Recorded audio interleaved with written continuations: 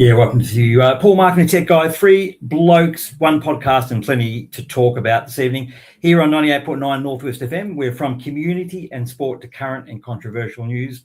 And there is plenty of controversial news out there. And of course, everything tech. We're not going to forget our good mate, Julio, up on the top of that screen if you're watching us on Facebook. Hey, great to have you here at 98.9 Northwest FM. We're at tunein.com. We're at Facebook. We're at Paul Marketing Tech Guy. I want a big thanks to everyone who's checking us out via the Facebook page and the other Community Heart as well. Good to have you on the program as well. And also from 98.9 Land, Mark. So, mate, how good is it to sit here in the chair on this Wednesday evening? Doesn't matter what's going on around the world, but we're just about to introduce our guest. We've got 60 minutes of the best in the Paul Marketing Tech Guy. What do you think?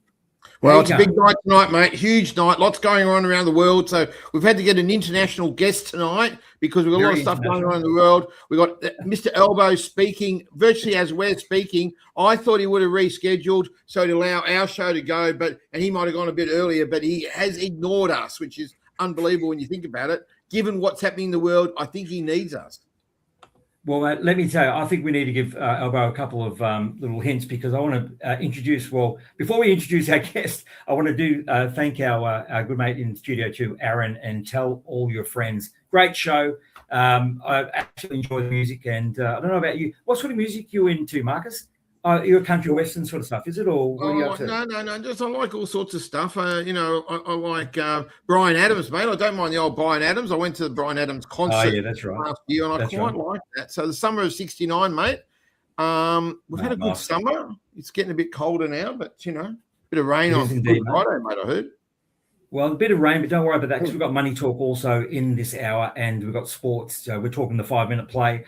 Obviously, I think there's a real other than our guests, I think there's an expectation for Mark's rant coming up as we sort of close the show this evening. But let us just do the big introduction. Hey, thank you so much for joining us this evening again. Let's introduce Daniel Dougherty from Jigsaw Australia, interim CEO also from Kentucky Heroes.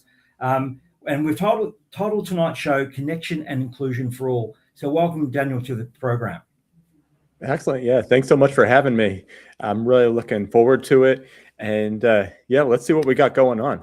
Let's get into it. Daniel, we're going to get right into it, mate. We're going to get right into it because there's a lot going on in the world, mate. How does it feel being an American today?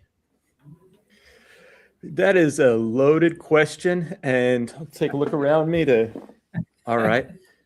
let you know, being American is fantastic. I love being American. I don't like all the stuff that's going on around America. It's great to be an American, but it's a tough world to be in right now. And I just think we could do a lot better than what we're doing. That's a segue to my next question, mate, because it is a tough world. I mean, there's a lot of people doing it really tough, a lot tougher than us doing. Their houses are getting bombed. They're having that, a million people have to move out. There's people getting killed. There's a lot of terrible things going on around the world. But, we're talking about people living with disabilities tonight. I mean, how's their world shaping up? I mean, their, expenses are going up, all stuff going on, and they're living with these other challenges. How do you think their world's going? They actually have an advantage in this world, and I'll tell you why. Not in general, but an advantage that they have is they've been dealing with controversy. They've been dealing with exclusion. They've been dealing with challenges. They've been dealing with so many barriers their entire life that they're resilient. They're problem solvers. They come up with ways to be included when there's an opportunity. So although there's a lot of challenges that, that I think can be brought down, so a lot of barriers that could be brought down, there's some real advantages. Now, I want to be clear that I'm not saying being disabled is an advantage in this world. That's not at all what I'm saying. But so many of the people that I know that experience disability, gosh, they're just amazing. They're absolutely incredible at dealing with these types of situations. And so that's one of the things I want to focus on tonight is what do they bring? What do people with disability bring to the world that the world really needs right now?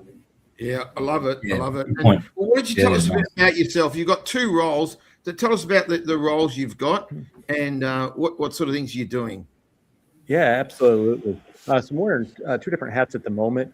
One is with my regular everyday job, which is a client engagement manager with Jigsaw Australia. Jigsaw is a phenomenal organization that does a disability employment pathway into open employment. So we train people with disability, we support them in getting work experience, and then we support them and the employers when it comes to transitioning into open, real world, full award wage employment. So that's what I do for my main job.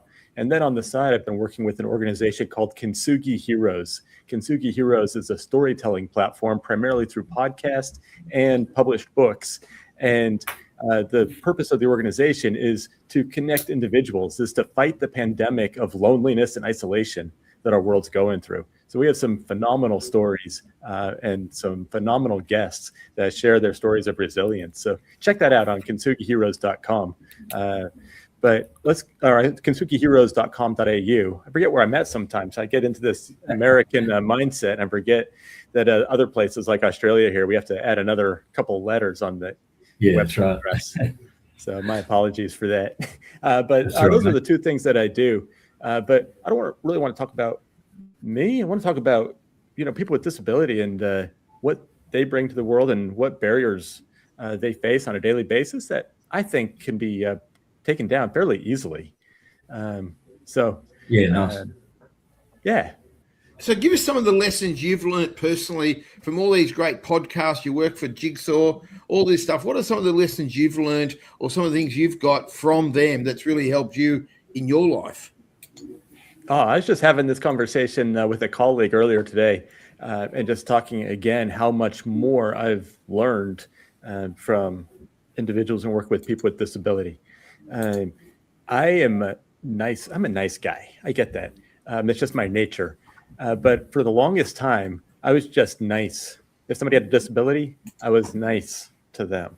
But I was still pushed them to the side. I didn't want to be a part of them. I just wanted to be nice. What I've learned is, my gosh, humans are phenomenal. And people with disability, when there's barriers that are physical barriers that might be up, there's a human connection behind that when accessed is phenomenal. So that's the first thing I've learned is the human connection, the power of the human connection, and that human spirit that's within all of us, how strong that is. And it's amazing. The example that I used today, I'll share it just real quick, was with a gentleman that I was working with as a support worker. He was nonverbal autistic, and he used a laminated keyboard for communication. He couldn't talk, and he would type with his finger on this laminated cardboard keyboard. And he would tell me stories, but the problem I had was his hand would shake, his finger would shake, and I couldn't tell if he was pressing the T or the R or the G, and I couldn't understand him. So I immediately discounted him as stupid and idiot. This guy doesn't know what he's talking about. And I really discounted him.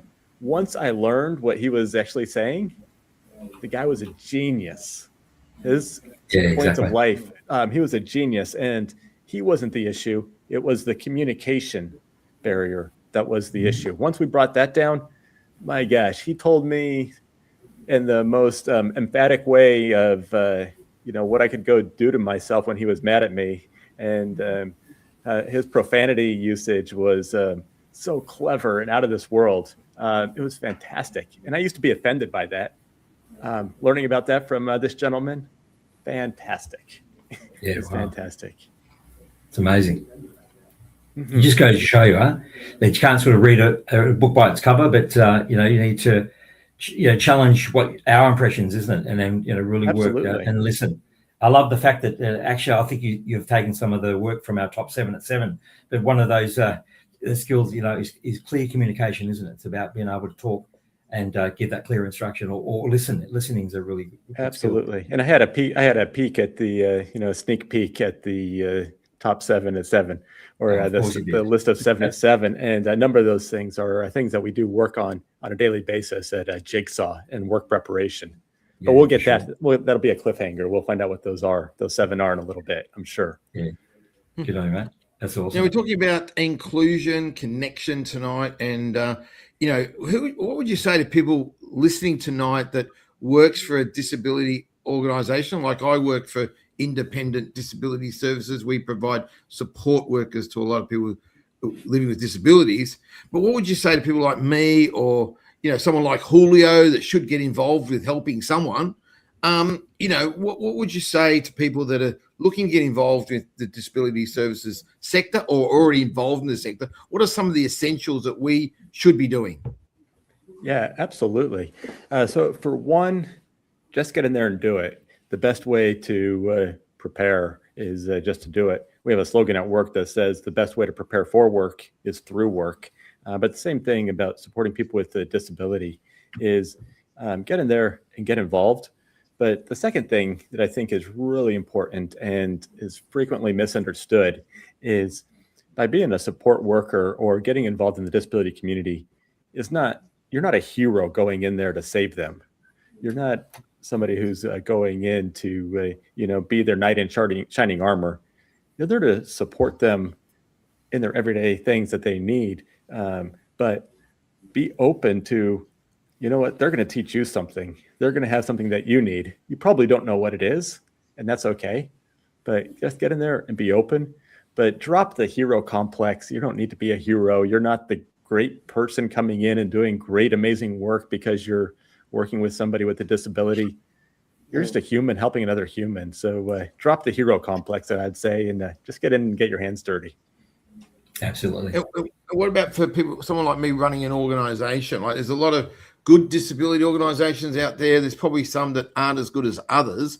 What's the distinctive between a good one and a mediocre one? Yeah, I would say,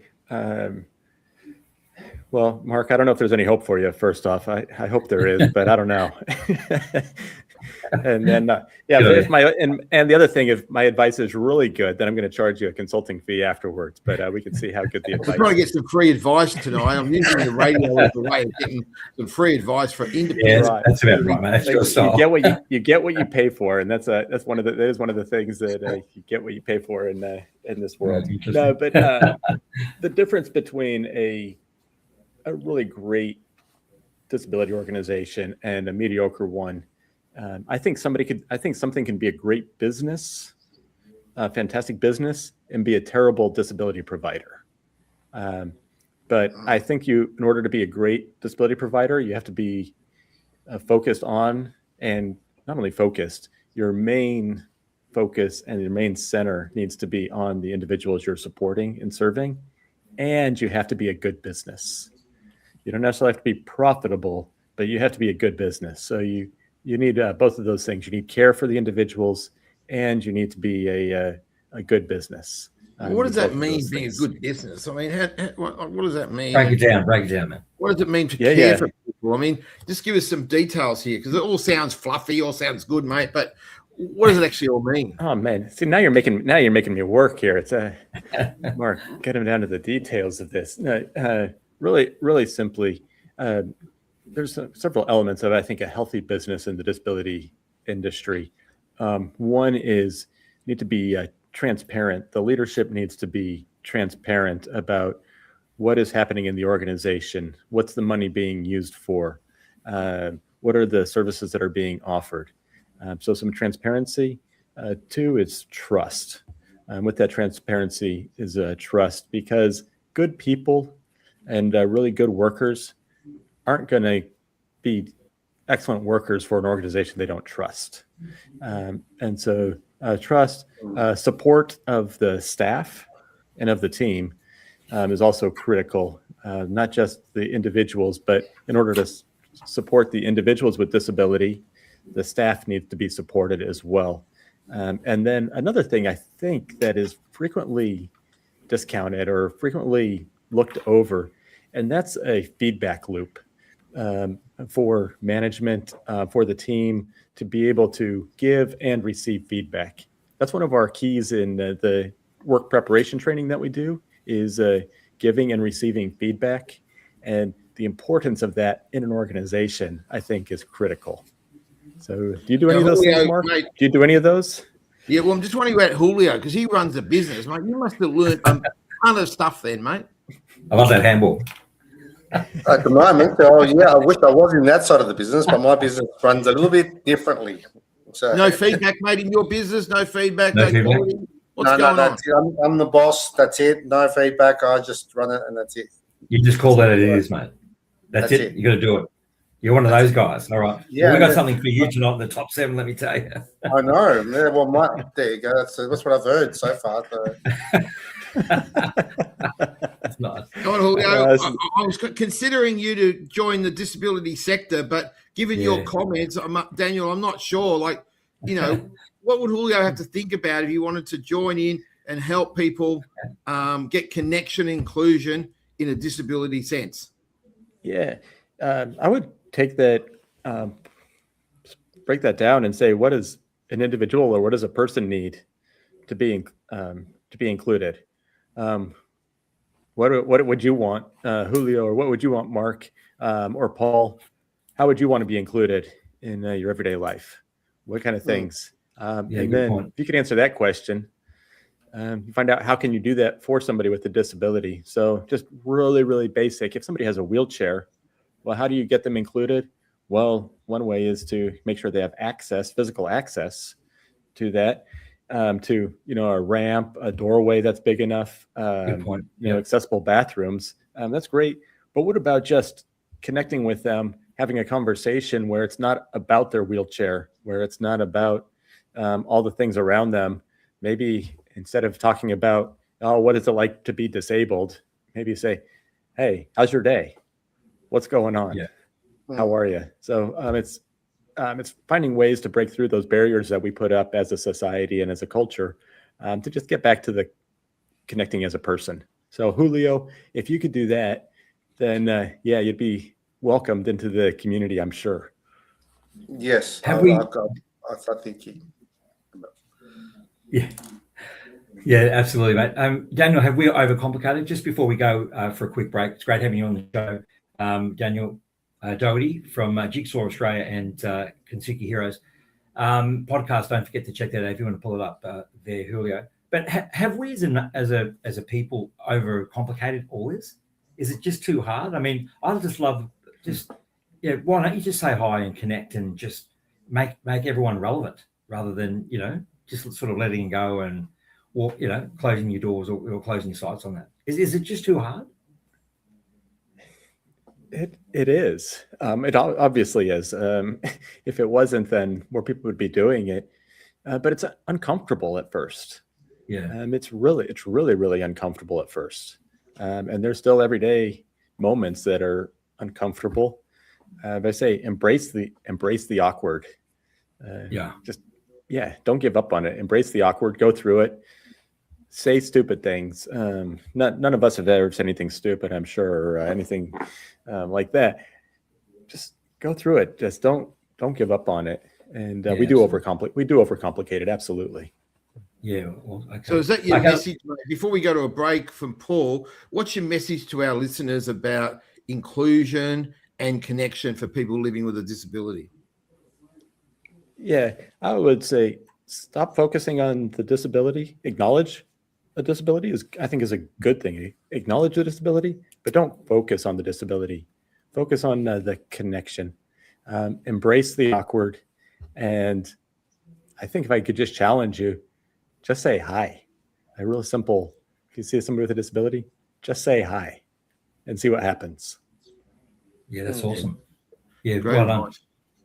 Well, we'll be back with Daniel, Mark, Julio, and myself here, Paul, on tonight's show. It's Wednesday. We always love Wednesdays, right, Marcus and Julio? Right. 98.9 Northwest FM. But we'll be right back. I'm going to play a song, Faith No More. But we've got plenty of faith here. We'll be back looking at the top 7 at 7. And certainly Money Talk Plus, I'm really keen on Mark's rant because I know there's a bit of activity on Facebook there, but we want to hear your comments. So drop a line on Facebook at Paul Mark and the Tech Guy. Drop us a line and tell us what's going on out there, because whilst our guest is still with us before he leaves, we want to find out what's happening here in Aussie and also a little bit what's going on across the globe. What do you think, Mark? Are you happy with that? Yeah, we're keen to hear what Mr. Elbow said, and we're going to drill down with we're going to go to our American correspondent while you're listening to the song and see what they've got to say. All right, we'll be back here at 98.9 Northwest FM with Daniel and the team here on your Wednesday night. Great. We're at 98.9 Northwest FM. It's Mark Watt here in Australia, and I want to welcome our American correspondent, Daniel, here from the United States. Give us an update, mate. What's happening in the world, and what's your view? Excellent. I'm going to try to keep on my genuine American accent. I'll try not to slide into the Aussie accent, which I have never developed in the past 7 years. So in my true American accent, my gosh, I can't keep up with what's going on. So much going on, so many events, so many distractions. I don't know. It's every day it's something different. And from an American point of view, I don't like the direction things are headed. That's for sure. But one thing that is still, as with all the crud, everything we see on the news, I'm still hopeful with people. I talked to people here in Australia from the different countries that the U.S. is at war with, and I'm so glad I'm able to have conversations with individuals from these different countries, because it doesn't seem like we're able to on the grand scale, but at the microscopic scale, it still seems possible. Okay, before we go to our Australian correspondent, Julio Valencia, just a last question from me. I know you're a very connected man, Daniel. If Donald Trump rang you tomorrow and said, Daniel, just give us your opinion on what I should do, what would you be telling Donald Trump? Well, a couple of things. If Donald Trump rang me tomorrow, I wouldn't pick up the phone. And if he asked me that, it'd certainly be a prank call, because he wouldn't be asking for advice. But what I would, just real simply, I would say we got to knock off the desire for power, and we have to focus on getting back to focusing on people, because the people are the ones who are losing out throughout. So I would just say, I would actually encourage him, spend some time with people with disability, right? Genuine time. Don't say anything. You have to keep your mouth shut. You just have to go in there and just listen, or you just have to go in there and just be. You can't say anything, just be, and see what they can teach you about a thing or two. That's what I would tell him. He wouldn't listen. It would go in one ear and out the other, I'm sure, but that's what I would share. Good on you, Daniel. Over to Julio. Now, Julio, you're representing the rest of the world, because Donald Trump's just told you that you've got to get your own fuel. We're not going to help you. It's all your own fuel now. So what are you going to do, mate? You're going to pull together the other countries, the allies. What's your brief to them, mate? What are you going to say to them? This is a really strange one. So I don't understand what the whole idea, why all this has happened. It's a very weird way of looking, or even being smart about how to deal with the problem with oil and gas and moving things around.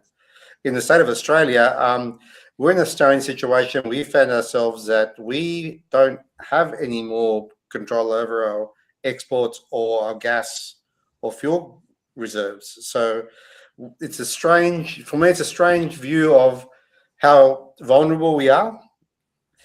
If anything, like America or these large countries decide to do anything, and how we interpret our societies, because this is hurting the normal person, hurting disabled people. Everything's going up. So to me, it's a really strange way of how the world is dealing with something that should, like Daniel said, talked about, not really actioned on. First discuss. All right, we're back in the studio. Paul's listening to his song. We've solved the world's problems while he's been doing it. Indeed you have, mate. Well done. That's it's good to hear. We had a bit of a track there from Faith No More, but we're back. And looking forward to in the next half hour talking with the tech guy, because I think he's been a bit quiet, mate. I think we've got something here in the top 7, which we're going to introduce shortly. That's going to help both. Daniel, this is not for you, mate, because I know you're the expert. This is for both the tech guy and Mark.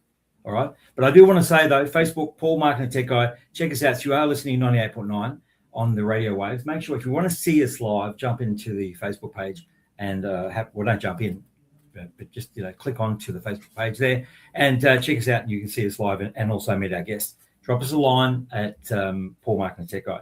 So coming up, top 7 at 7. I think you're pretty excited. Julio, if you want to click the switch, that'd be fantastic. And we're going to keep it off then.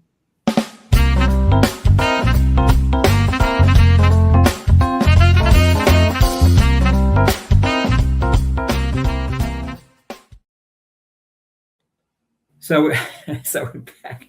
Probably one of the best videos I've ever seen. I always intro like that. We're talking connection and inclusion for all. Well, that's the theory tonight. Also chatting with our guest here, Daniel, and the boys. But I want to talk around the top 7 transferable skills that make you work ready, Mark, because I think there's a couple of challenges there. So Daniel, I want you to help me out. So feel free to just open. And Paul, you've identified that Julio is going to be really challenged by all these ones, all 7, or just 6? Probably. Well, hang on a second. Let's just see. Hang on. Let's just work on you first. So the number one, and the top 7 transferable skills that make you work ready is number 1 is communication. Believe it, Mark. Just communicate. Very clear and effective communication. Daniel, can you help me out on this one? So important? Vitally important. There's another slogan that we use. We're big on the slogans. We have a slogan that says, "To be clear is to be kind." And so if you're not communicating, and like I told you with the gentleman earlier that used a laminated cardboard keypad to communicate, that's still a mode of communication. It doesn't have to be the words that you speak. It could be your body language. It could be your words coming out of your mouth. But get your message across in a clear, simple, concise way. That's nice. I love the fact that clear and kind. I think that's pretty powerful. Mm-hmm. Wow. Mark, can you relate to that, or? Well, communication is very important, and that's why I'm trying to, work with Julio, one-on-one, but in a very private setting here tonight, just trying to help him out with his communication, all the different skills you're going to mention. I'm trying to help him out with. So it's very important. This session is vital for someone like Julio. And yes, communication is number 1. Number 2, Marcus, and I'm sometimes concerned about it with you, my friend, is time management. Now, you were early today on the stream. So, Daniel, what do you think about time management in connection and inclusion and what you do in transfer? Right. That's skill ready.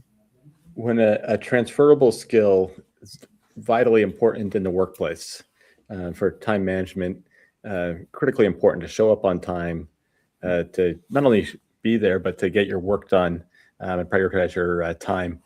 To me, it's one of my most challenging things that for me, I think I would be better on a Caribbean island or in Africa somewhere where time is quite relative. But here in Australia, in America, time management and being on time is Has AI fixed that partly for you? Has AI helped your time management, Daniel?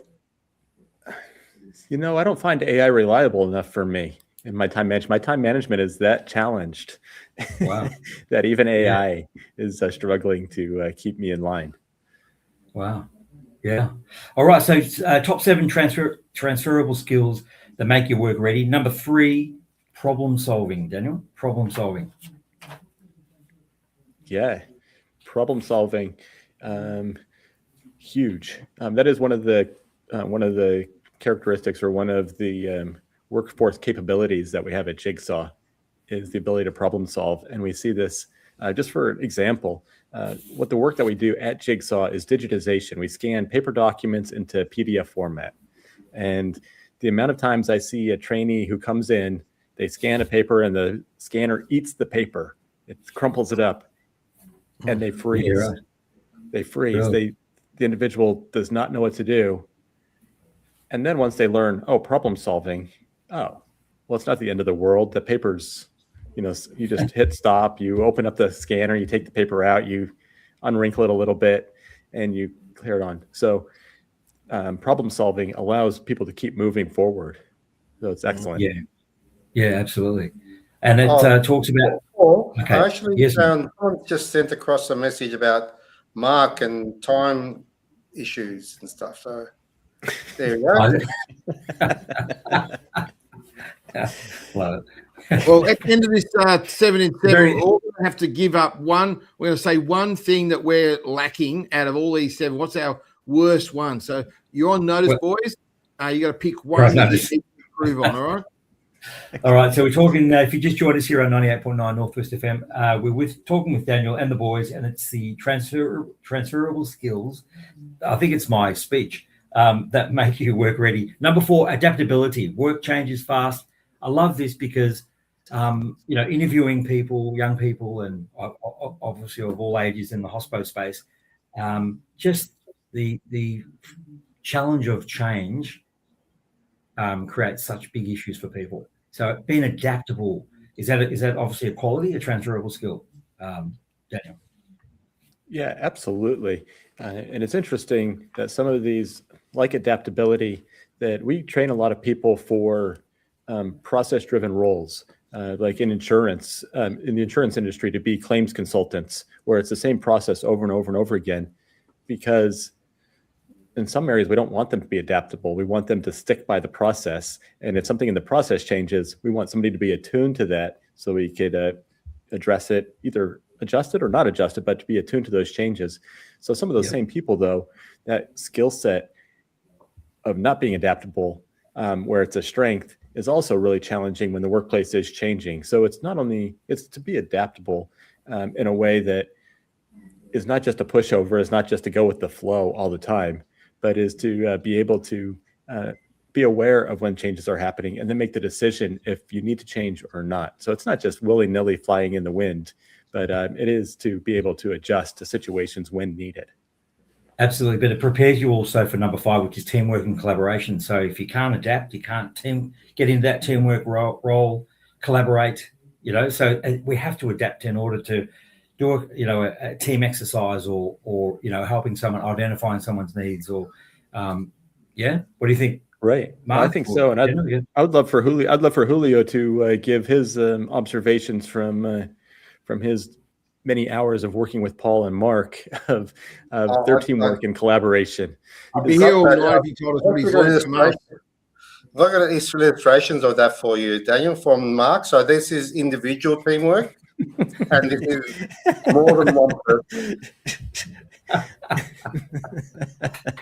Love it. Oh dear. All right. So teamwork and collaboration. We've established that Mark's not into that whatsoever. No, he's pretty good. He's pretty good. I think. Look, it's probably. I think. Well, okay. We'll come back to that, Mark. Number 6, transferable skills that make you work ready. Initiative and self-motivation. I think that's really important. And sometimes we get, Daniel, into a point, and I guess certainly within your role or your businesses, the hats that you wear, we can sort of, I've got someone else doing that, or I'll just leave it all to the side. But we need to use initiative. We need to be motivated, and we need to set ourselves. Yeah, hey, Paul, I like this one, and I'm going to get Daniel to give me again, because he's given me some great coaching, and I'm getting it for free. So that's what I want. So if I've got someone that needs to increase their motivation, their initiative, what's 2 things I can do to get that, Daniel? All right. Well, one, you could start paying a lot more money to your to your workers. It's interesting. My wife. The reason I came to Australia was with my wife, who's also American, but came over for her PhD. And part of her PhD is health and well-being in architecture, but studies something called the self-determination theory. And self-determination theory are what are those things that, how can we intrinsically motivate ourselves to do good work? And so with that, and as a part of that, is to develop initiation, self-direction. You have to have the right environment for it.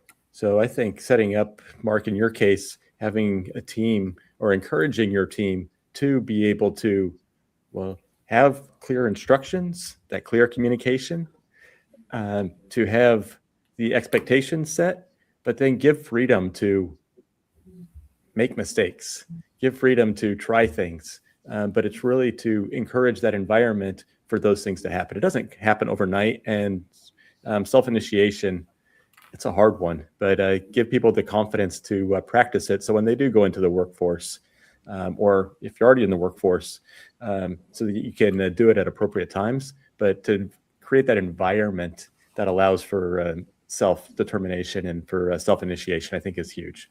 So that one's for free, Mark. That last Thanks, advice mate. You're is giving me a for lot of free stuff tonight. It's great. That's valuable. Yeah. Very valuable. There's also the Mark's real true motivation, and then if you really want to push him. How was the motivation when you did the peaks? Daniel Julio was Mark's trainer for. Was it? Oh, that's right. My walk, I nearly failed because of Julio. He gave up. Yeah. He went missing. And that was, He was very motivated to all that stuff. KFC, Macca's, and all that sort of thing. He's got great motivations there. Yeah. Okay, as we draw closer to the number 7 of the top 7 transferable skills that make you work ready, let me tell you, it is digital literacy, and I think this is the one for the great man himself, Mark Watt. Here, mate, you need some digital aspects. Daniel, can you give one point, one sort of key outcome for Marcus to get himself digital ready, because he's not digital ready?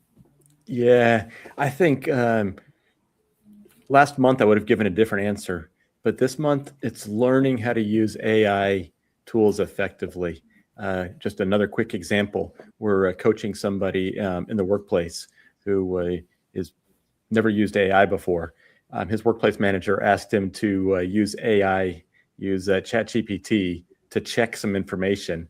And then after ChatGPT gives you that input, then go to the website and verify that it's correct. So verifying that ChatGPT output, which is important. He didn't know what to do, so he just put in ChatGPT and used ChatGPT for everything, and asked ChatGPT to check ChatGPT. And check ChatGPT. Don't do that, Mark. Right. And so just as we learn as a group, as a whole, as a community, as a society to utilize AI, to me, that's the biggest component of digital literacy today that we could do, is to learn how to effectively use the tools that are currently available. Yeah, that's awesome. Yeah, good on you, mate. That's now, look, awesome. I'm owning it, Paul. That last one, number 7, is my weakest out of the 7. I want to go to you next, Paul, then Julio, then finish with Brian, and we're all going to name one of those 7 that's the area that we could focus a bit more, could grow in, that we want to develop a bit more. So number 7, that's my hand up. Paul, what's your number 7? I'm going to go number 1. I'm a pretty good communicator, but I think there are times where I need to be a little bit more clear and concise on effectively communicating across certain requirements. So I'll go number 1. All right. Number 1. What about you, Julio? I mean, you could name all 7, I know, but come on. I know, but I have to choose 2 of them, actually: communication and time management. Okay. So there you go. Communicate. I think we're getting through to him tonight, Daniel. I think you're making a big impact on Julio. Fantastic. That is. I'm gonna check in a couple of weeks to see how much of it is stuck and how much is just in here and one out the other. And by 7:45 tonight, I don't want it to fall on, just fall without being implemented. So I think in a couple of weeks I'll have to check in on Julio. Yeah, come back and see. So. All right, so Julio's going to get some, or Mark will, of course he does. Hey, stick around, Daniel. Don't go anywhere. Paul, we just got to hear from Daniel which one he's working on out of the 7. Oh, that's right. Yeah, here you go. Mine is problem solving. To think of to work through effective solutions. Sometimes I just choose the easiest one, the first thing that comes to mind, or even if I go online or to ChatGPT, ask for a solution, I just go with the first one because it's easy. So I think finding the best solution, or the best instead of just the easiest, would be what I want to work on. So is it more around, Daniel, your just that confidence on believing that what you've actually chosen as number 1 will work through? I mean, do you call on, say, like Mark, give Mark a call, hey, Mark, what do you think about this? This is what I'm wanting to do for, like to solve a problem there? Do you call on perhaps a mentor or someone in the business sort of like mine to get some sort of feedback or support? When I'm really possibility, yeah, that's what I'd like to do. Yeah, more, but yeah, typically. Well, that's free. I think Mark's going to give you some free. They won't cost you any money on that one. Yeah. No, that's awesome. Hey, we're chatting here on 98.9 Northwest FM. It's Paul, Mark, and the Tech Guy. It's three blokes and a podcast, but all that sort of jazz. But we are going to come up to a really important aspect of transferable skill is actually making money. So being able to put food on our table. So we've got Rene from Harrods Financial Services going to do a quick update on some finance sort of stuff, and then come around the corner. We're certainly waiting for the Tech Guy because, mate, we miss your technology, mate. So Tech Guy is coming up in this next 15 minutes, but just in case, I guess, what time are you out of here, Daniel? You can stick around. I need to be out of here in about 2 minutes.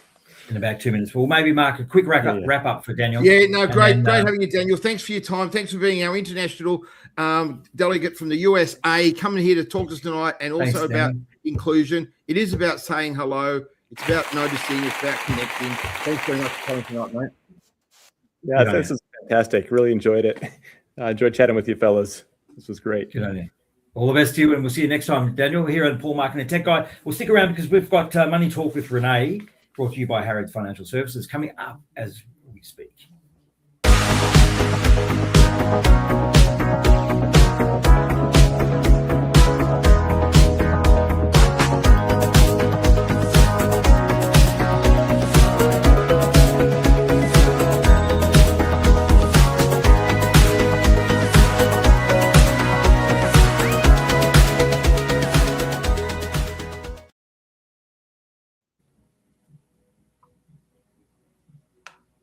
And we've got Rene. Paul, great to see you again. And I just want to welcome your audience back to Money Talk. Now, today we're going to tackle one of the most common questions we're asked as we're moving closer to retirement. Is it, should I pay off my mortgage or should I contribute more money into superannuation? Now, it's not a one-size-fits-all answer. Clearly, paying down your mortgage gives you certainty, reduces living expenses, provides peace of mind, especially heading into retirement. I mean, that's probably the logic behind it. But on the other hand, contributing to super can deliver significant tax advantages, no matter what age group you're in, and long-term investment growth. So both strategies are effective. The key is to understanding,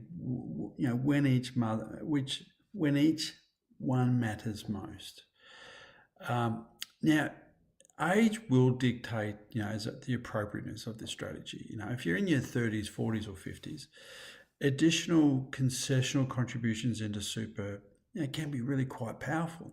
I mean, apart from just the benefits of being able to put that money into a lower taxed environment and therefore giving you some tax advantages, just as importantly is, if you're younger, time in the market allows compounding to do the heavy lifting. And that said, though, entering retirement debt free is also a major advantage. I mean, it reduces pressure on your cash flow and gives you greater flexibility.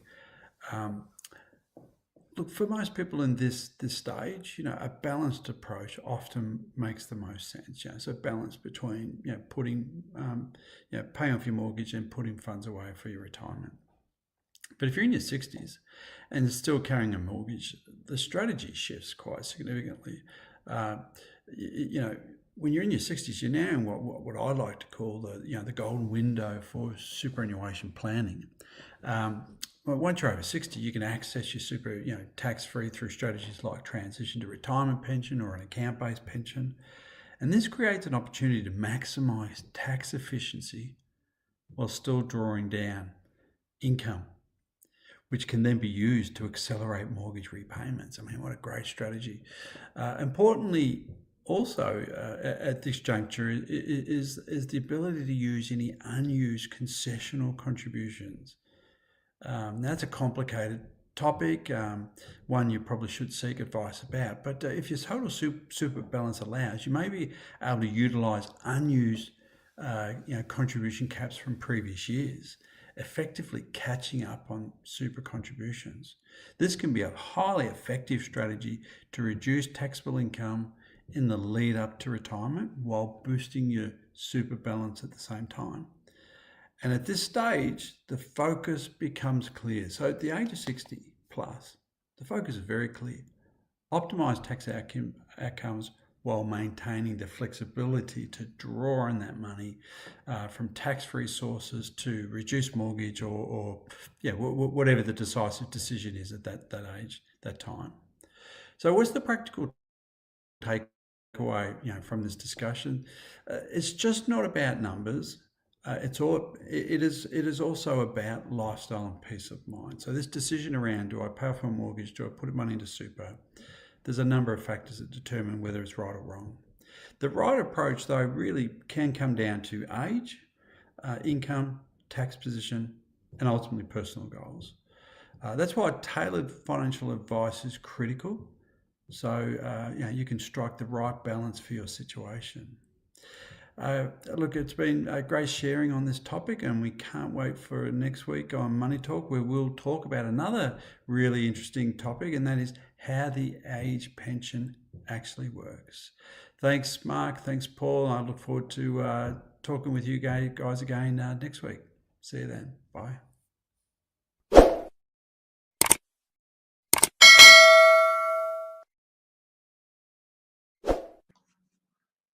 Interesting little comment there, mate. We're back, I think. Here we go. Here we're back in Paul, Mark and Tech Guy. I think we lost Marcus. Here he is. Marcus, mate, what do you think lifestyle and peace of mind? So obviously, is that something that you love? You get right into lifestyle and peace of mind? Julio's got a lot of that lifestyle and peace of mind, mate, because he's just loaded, so he doesn't have any issues at all. He's just living the dream. It's battlers like you and I, Paul, that these talks are so important. Julio actually falls asleep because he's got nothing to worry about. But you and I, mate, we've got to make every penny work. So, given, and I don't want to tell our listeners this, but you're going to be over 60 very soon. So that was a very important talk for you, mate. Take it easy, Cobber. There's some very good tips there from Money Talk with Rene. Enjoy that sort of segment, and we're tailoring it to all sorts of ages, but obviously, more on that top end. But look, you're over 60, I think, aren't you? Or are you close to it? Or I'm close, mate. Close. What about you, Julia? Where are you at? Sort of 45, 40? I'm at the ripe old age of 55. Good on you, mate. If you don't look a day over 30, well done.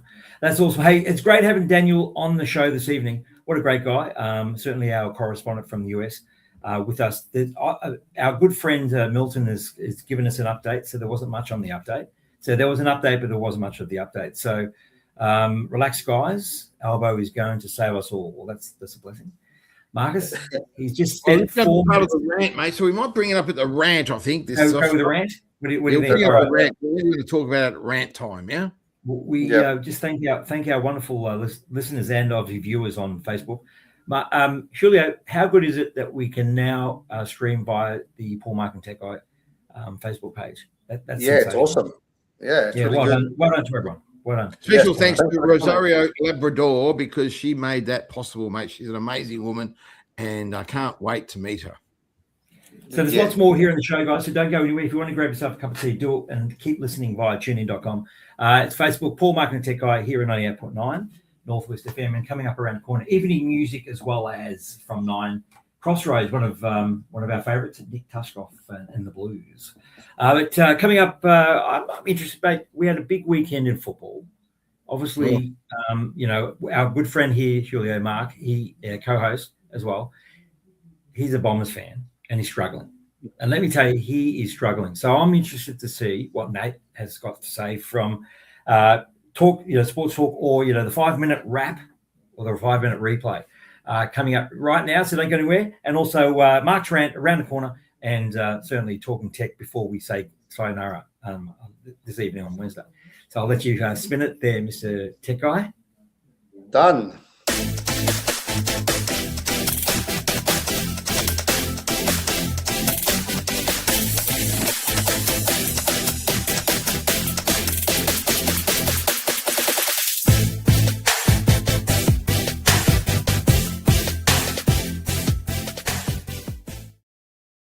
for the cross, and it's good to be back. Third week of sports talk, so let's jump straight into it. We're going to start off with some local basketball. Tonight is game 4 of the NBL playoffs. The Sydney Kings will face the Adelaide 36ers in what could be the last game of the championship series. So the Sydney Kings right now have a 2-1 lead, and that comes after they beat Adelaide in about a 10-point win a couple of nights ago in Sydney. But the biggest story out of this one is the rivalry that's emerging between Kendrick Davis and Bryce Cotton, the current NBL MVP. This goes back a couple of months to around mid-season when Bryce Cotton was named the MVP, and it's safe to say Kendrick Davis wasn't too happy about it. Kendrick Davis accused the league of running a popularity contest and rigging the selection. So there's been a great battle between those two, and KD has certainly backed his claims in these finals, dropping 34 points, 15 assists, and 0 turnovers in a NBL all-time performance in Game 3. But let's jump over to some footy. Right now, the Gold Coast Suns are absolutely flying. They're on top of the table, getting scalps over Geelong, Richmond, and West Coast by an average margin of 60 points. So they're just looking absolutely unstoppable. An interesting stat coming from their twin forward, Max King, who's kicked 16 goals and is currently leading the Coleman. And he's done it all on just like something like 20 kicks. So talk about efficiency. He's got that one down pat. The West Coast Eagles, they're probably the stunners of the season so far. They've got 2 wins on the board at 2-1, having knocked off North Melbourne and Port Adelaide. And their 2 number 1 picks in Willem Dersma and Harley Reid are looking like absolute stars.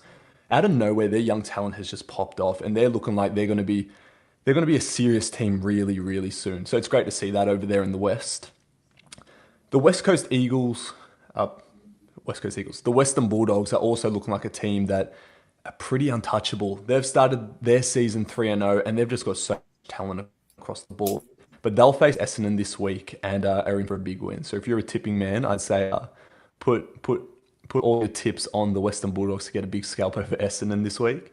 And that leads us into the Essendon Troubles. They are now 0-3, having been beaten by 10 goals in almost all of their games. So there's quite a bit of trouble over there in Bomberland, and they come up against an absolutely red-hot Western Bulldogs squad this week. So it's not going to get much better for them. Brad Scott is on the chopping table. There's a lot of scrutiny about his role in this and where he's taken the club. Look, I wouldn't be surprised if they lose a few more games. He might be out of there, and the Bombers might be looking to completely rebuild from a team standpoint and a coaching standpoint. So that's one where we should sit back and watch. In terms of other teams that are collapsing right now, the Carlton Blues are also facing quite a bit of scrutiny after their loss to Melbourne this weekend, where they had a 55-1 lead at one point. Again, Voss is on the chopping block, and it's safe to say if they don't get a win this week, then I think his job is definitely going to be in jeopardy. Many are calling for him to be sacked right now, saying that he needs an absolute miracle to survive. And with the list they have there, I'd say that they're in an even more precarious situation than the Bombers, because their list is far too good to be 0-3 and to be blowing up second halves the way that they have. Another bit of controversy from this week was the Tristan Sherry blood smear suspension, where he copped 3 games for a brain fade where he rubbed his own blood from his nose on Andrew McGrath, Essendon's captain, in their win. So he's gone to the AFL tribunal. The AFL wanted 3 weeks and he got 3 weeks. I think it's safe to say we're probably not going to see that happen again in the near future. But again, you never know. It's happened once, it can happen again. But to round out the round of footy, we've got Brisbane taking on Collingwood in Brisbane. North will take on the Blues. Adelaide to take on the Dockers, Richmond to take on Port, the Eagles will take on the Swans, Melbourne to take on Gold Coast, the Dogs will take on the Bombers, and the Hawks v Geelong on Easter Monday. Big week of footy coming up, and can't wait to give you guys the update next week. Back to you, Paul and Mark. Yeah, that's groovy, mate.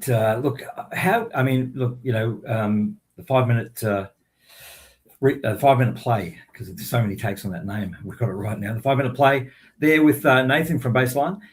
Mark, look, Bomberland, it's in trouble, mate. I mean, seriously, what's your feel? What do you say? We're in trouble, mate. That is an understatement.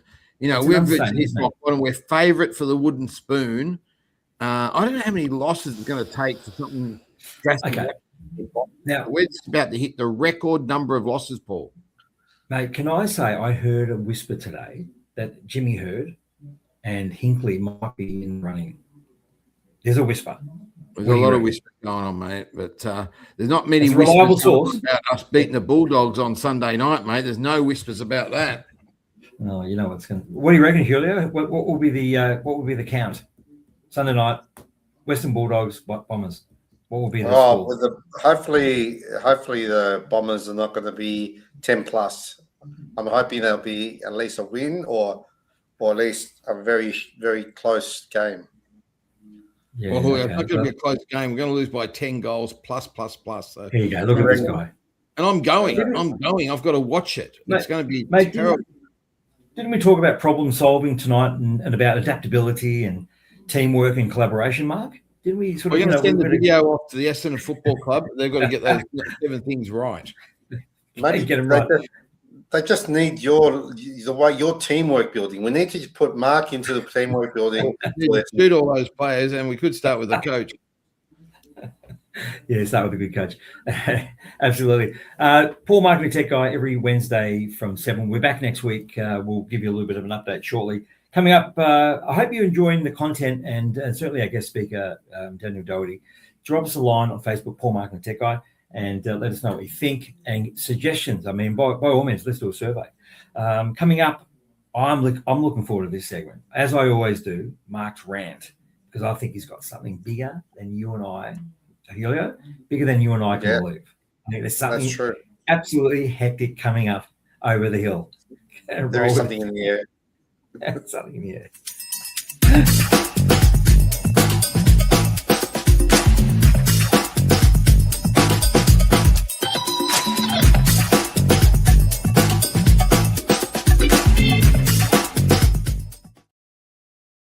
Okay, we're here, and we're not going to talk about any footy. The Bombers are no good, but we're going to talk about what's going on. Now, we've got Milton the Monster has put a few comments in here.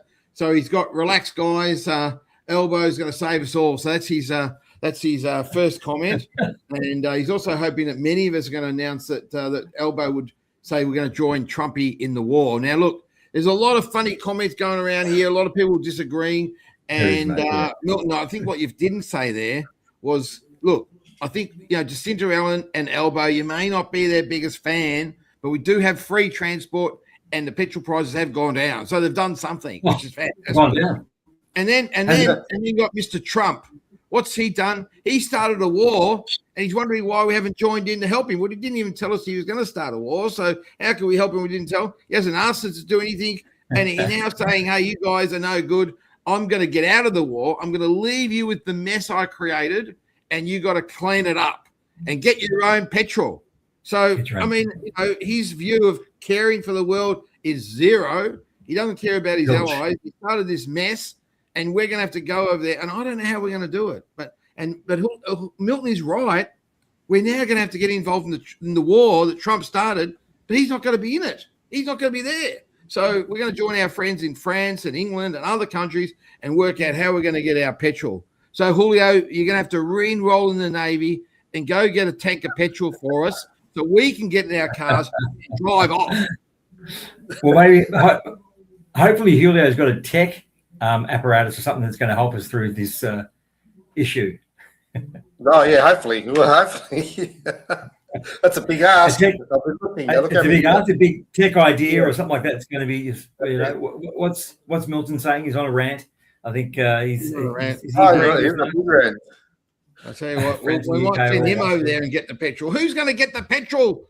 Julio, how are we going to get it? Because Trumpy, he started this mess and he's gone. He's going to get out of there. What was the price today? The other morning I walked past was $3.97 for $2.97 or $3.97? $2.97. Yeah, $2.97. $2.97. So they've dropped the price now, obviously with the excise reduction. Is that the case, Mark? Right. Yes. Okay. We've got to give them dropping the price of petrol and free transport. You get on a train, a bus, anything else for free in April. I can go to the flower show and not pay any petrol fees or something like that. Is that what you're saying? Okay. All right. Well, maybe we can catch up for coffee. It's free. True. We can. Free. Okay.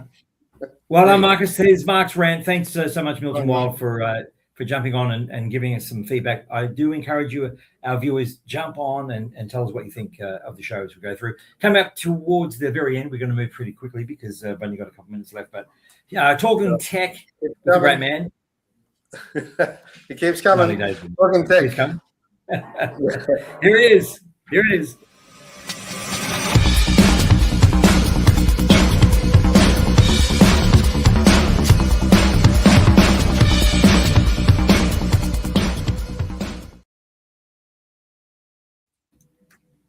Yeah, now for the tech talk today, it's pretty interesting that I went to this Big Brother, Big Sister event and I ended up bidding and winning a beautiful coffee machine, which is in my place now. Sitting there having coffees, it was great. But then I went through the internet, like I usually do for tech stuff, and I found myself in a plethora of coffee stuff you can get along with that. So after pouring your coffee, you can get yourself an electric mug that keeps it warm for you for as long as you want. And these come in so many different varieties. It's just amazing what current technology is moving forward with. But at the same time, you can have a portable one. So you can actually take your coffee ground by yourself and have it wherever you want to. Wow. And all those tea lovers, you got exactly the same thing for tea. Or if you feel more comfortable with the own kettle and heater and a system that also is portable and wireless. So there you go. So today it's been a venue for me looking at how to support my bad habit of tea and coffee. Tea and coffee. Jeez, look at that. Good on you, supporting Big Brothers, Big Sisters charity. Fantastic, mate. Well, mate, you're a good man, mate. We know you love the coffee. I know Mark's, he goes ranting for a flat white at times. But what's your style? Are you long black, Hugo? What do you drink? What's your style? You don't drink long black. long black. That's the way to do it. Hey, thanks so much, the tech guy. It's Paul Martin, tech guy. It's always great, mate. Looking forward to seeing what you come up with. We're back next Wednesday from 7 to 8. We've got all the fun stuff. We've certainly got a wonderful guest coming up, which we're looking forward to promoting very soon. Money Talk with Rene, Mark's rant. We've got the 5-minute play, all that sort of jazz. Top 7 at 7. Like there's so much here. I wanted to just thank each and every one of you for and Paul, just want to wish you a happy Easter, mate. It's Easter is obviously about sacrifice and giving hope. Indeed, so, we're really grateful for what happened at Easter and the sacrifices that were made and the hope that was given. So happy Easter to you, Julio, and you also, Paul. Thank you so much, Mark. Julio, have a wonderful break. We'll look forward to seeing you next week. It is overtime. Stick around because there's evening music and Crossroads coming up shortly here at 98.9. And sure to check us out all weekend. If you're not doing much for Easter, if you're not eating Easter eggs, Julio, you can just jump on to the radio and listen here at 98.9. Yeah, certainly will. It's awesome. Have a great one. Thank you, guys. Hope you enjoyed it. Don't forget to drop us a line at Paul Martin, the Tech Guy, and let us know what you think of the show and or your suggestions. We certainly look forward to hearing from you. Guys, have a great one. And thank you so much to Daniel Dougherty, our guest this evening here. Yes. On Paul Martin Tech Guy. Good night. See you next time. Happy Easter.